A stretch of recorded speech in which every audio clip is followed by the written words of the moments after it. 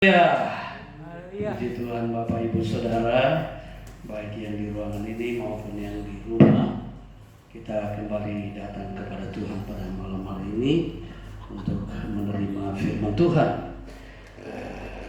Hari-hari sudah kita lalui, malam ini kita kembali datang beribadah kepada Tuhan. Saya mengajak kita melihat Alkitab kita di dalam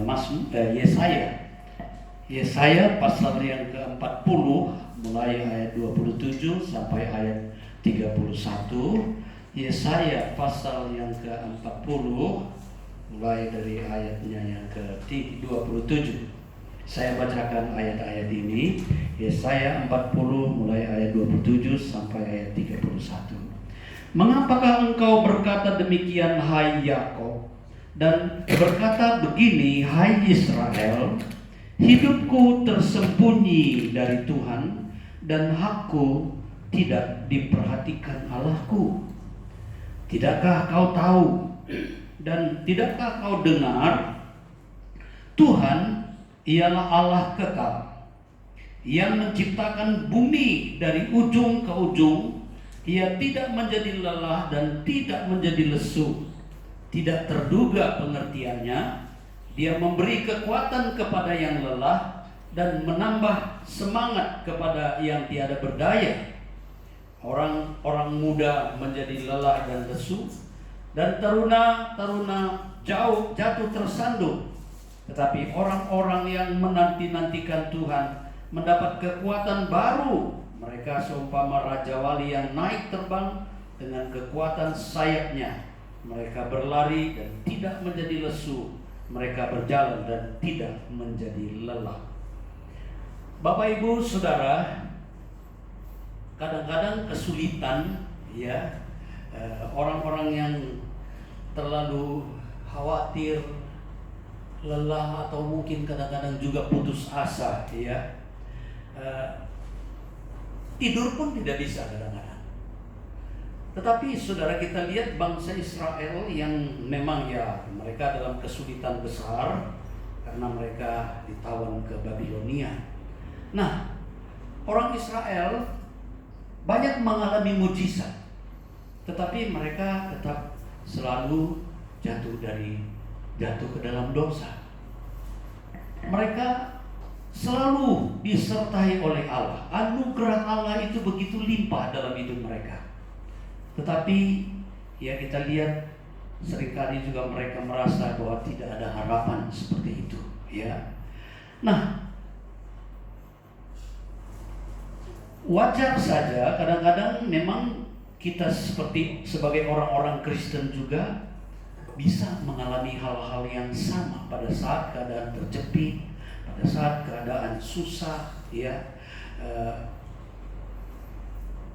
Tetapi melalui ayat-ayat ini, saya ingin mengingatkan kita ada 4 hal. Pertama, kita jaga pikiran kita. Jaga ya hati dan pikiran kita. Jangan seperti bangsa Israel tadi yang ditegur oleh Tuhan. Mereka katakan, hidupku ini tersembunyi dari Tuhan ya, dan hakku tidak diperhatikan oleh Tuhan. Ya, mereka merasa pada saat-saat mereka dalam penderitaan, mereka tidak lagi diperhatikan oleh Tuhan. Ya, ada beberapa orang Kristen, orang percaya juga yang seperti itu. Ya, percaya kepada Tuhan Yesus, tetapi ya kadang-kadang kok tidak ada perubahan ya, jadi orang Kristen seperti ini begitu. Jadi mereka juga berpikir untuk ya, Tuhan itu tidak peduli lagi sama saya. Seperti apa yang dikatakan oleh bangsa Israel ini, ya, hakku tidak diperhatikan oleh Allahku. Dia katakan seperti itu. Nah, Bapak Ibu Saudara, Tuhan ingin mengingatkan bangsa ini.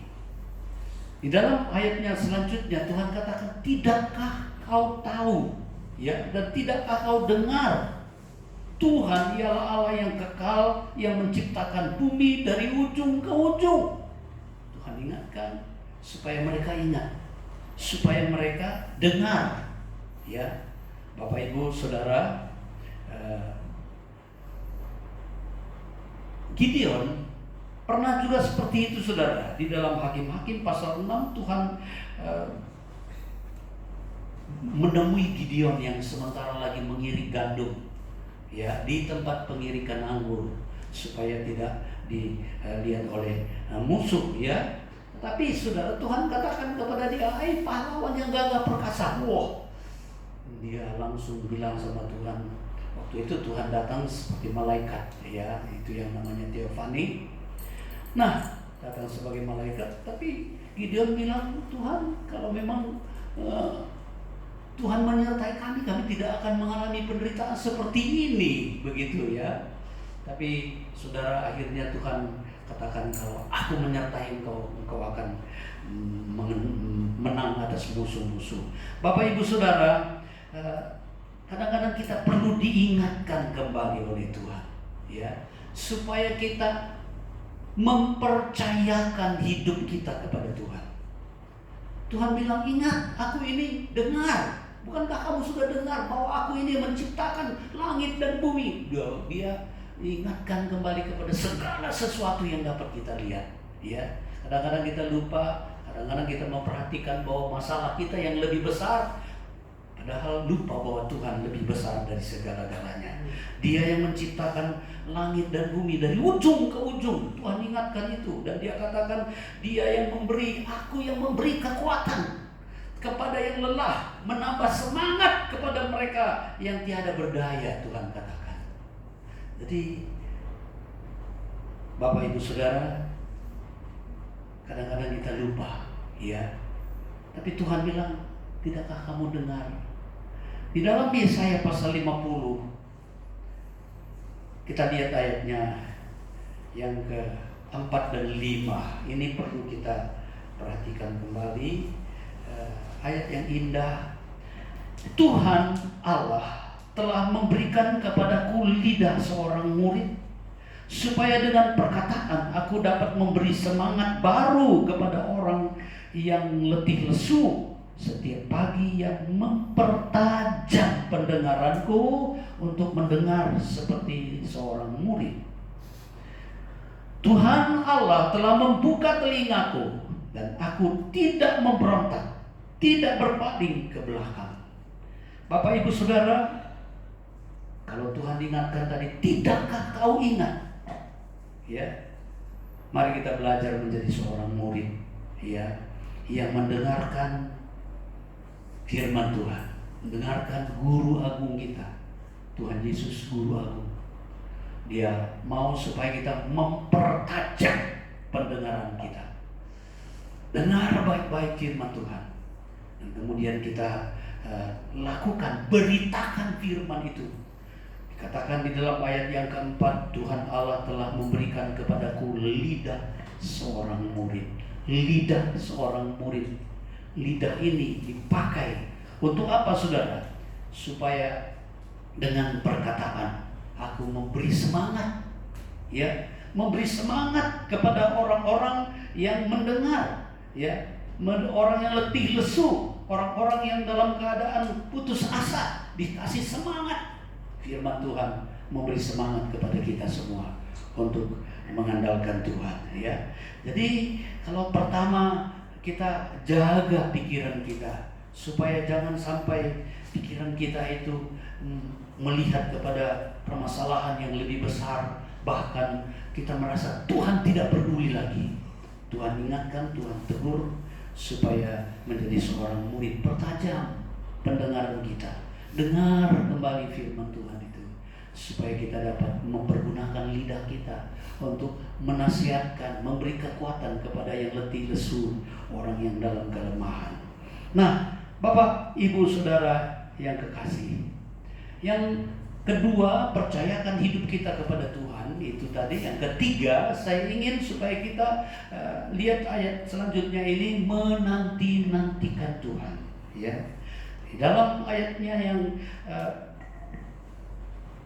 ke-29, dia memberi kekuatan kepada yang lelah, ya, dan menambah semangat kepada yang tiada berdaya, ya. Jadi melalui saudara dan saya juga Tuhan pakai. Kalau kita menjadi murid, kita juga memberi kekuatan kepada yang lain, mengingatkan, menasihatkan. Dan orang-orang yang orang muda menjadi letih, lesu. Kadang-kadang mereka dalam keadaan ya lemah, tetapi katakan orang-orang yang menanti-nantikan Tuhan selalu mendapat kekuatan baru. Ya, terbang ya, orang-orang yang menanti-nantikan Tuhan mendapat kekuatan baru. Mereka seumpama raja wali yang terbang tinggi, ya, melewati semua tantangan hidup. Angin kencang, justru kalau raja wali angin kencang dia mempercepat terbangnya, lari ke sasaran, ya. Itulah raja wali. Dia mendapatkan kekuatan baru dengan kekuatan sayapnya. Dia berlari dan tidak menjadi lesu, berjalan dan tidak menjadi lelah. Terbang tinggi, mengatasi semua permasalahan yang ada. Bapak, Ibu, Saudara, Tuhan mengingatkan bahwa Dia Allah yang Maha Kuasa. Dia sumber sayap, sumber kekuatan baru. Dia yang membuat kita tidak pernah lelah, ya, tidak pernah berhenti, walaupun tantangan-tantangan itu berat, ya. Itu yang Tuhan mau. Tidak tersandung, dikatakan. Nah, Bapak, Ibu, Saudara, saya ingin kita melihat bahwa kalau yang Tuhan itu sebagai sumber kekuatan baru, andalkan Dia. Ya, saya akan akhiri khotbah saya ini di dalam kitab Roma pasalnya yang ke-15, ya.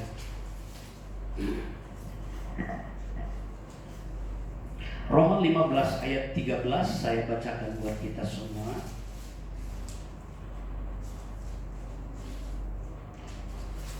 Roma 15 ayatnya yang ke-13.